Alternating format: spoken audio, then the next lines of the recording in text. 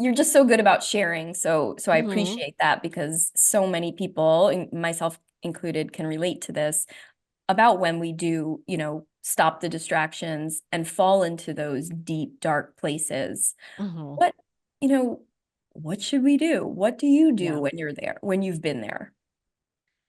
Yeah. I mean, I feel like there is no darker place than the places I've been, Yeah. in terms of like going through an incredibly difficult time. And just, I had a moment I remember where I was, and I've had suicidal thoughts before, trigger warnings, so we're going to talk about. And I, and it scared me the first time I had a real one. It scared me to the point where I was like, all right, I need to tell someone.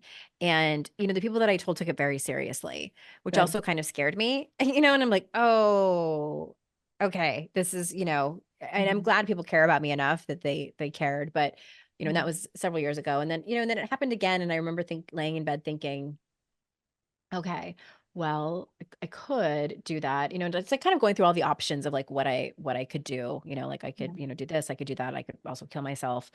And I remember thinking like, well, if I'm going to do that, then I'm going to need to write letters to people. And then I started making a mental list of all the people, and it was just so matter of fact, Mm, like almost like, okay, I'm going to write a book and I need to break it down by chapter, and like I have a whole system for that. And that's sort of like right. how my mind was working. And it's like, well, I would Wow. want to started like ticking off the people that I would need to write letters to. And it's like, well, if I write a letter to my mom, I'm gonna have to write one to my sister.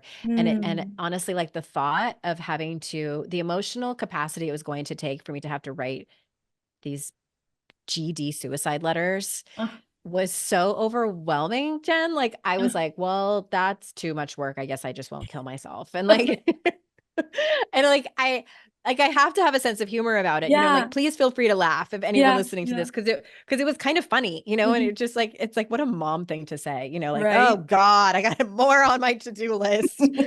And so, the next day I told some of my friends, and I remember, you know, telling them, I said, if this is what it must feel like, I said, I feel like I'm dying. I feel like my soul is dying.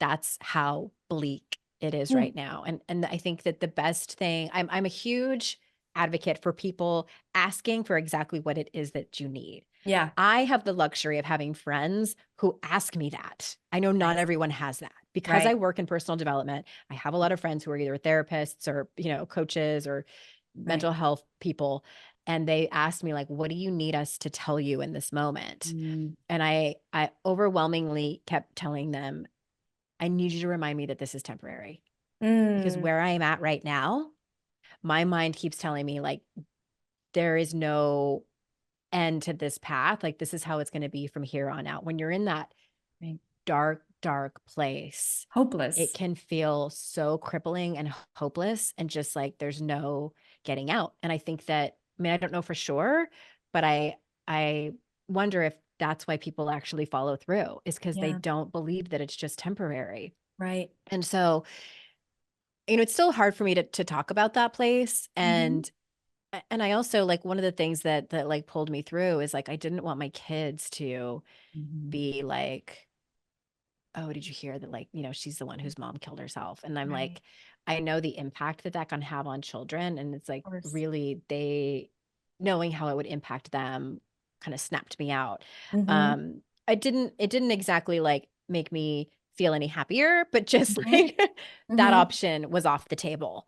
And Amen. so I say that because, there's a decently high statistic of women, between like who are perimenopausal, menopausal, just because our hormones shift so much. Yes. And I have definitely felt that.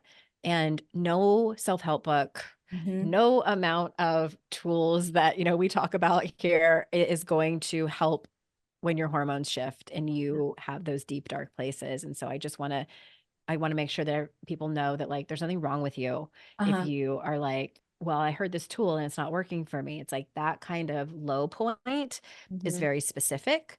And also, I just want people to know that you're not the only one. Like we've all been there.